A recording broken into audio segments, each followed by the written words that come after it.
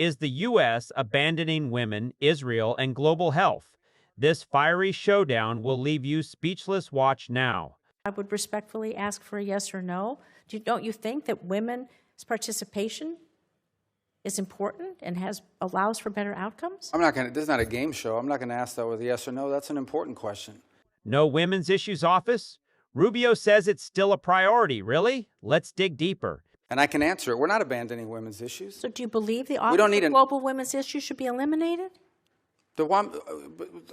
One thing is to eliminate an office. Another thing is to eliminate the function. The function will still exist. It'll be driven at the regional bureaus. So every one of our regions will have someone who's looking at and driving that issue, and right down to the embassy. It remains a priority. Challenges facing women in Africa are different than the challenges facing women in Central America, and I have your commitment that you're going to support women around the world, because without the women being able to be successful in their countries, I believe we can't have peace, stability, and our countries move forward. Sure, and it remains part of our agenda. It's just going to be, the service is still going to be delivered, but it's going to be delivered at the regional and embassy level, not through a standalone office in Washington, D.C. Sounds like a big change. Will it work?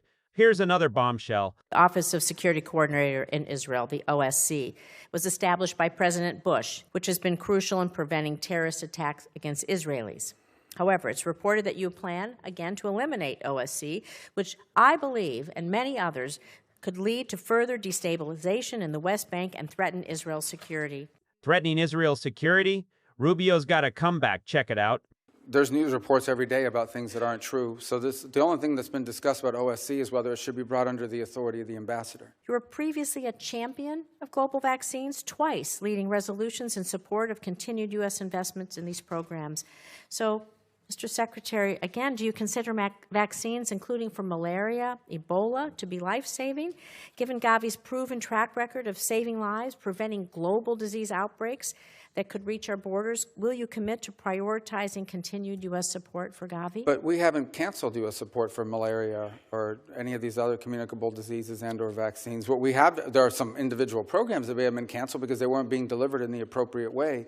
All of these functions will continue. The difference now is the function will be happening under the Department of State, as opposed to a set-alone entity, which you had very little oversight over, by the way, in this committee, even though we tried in the years that I was on it with USAID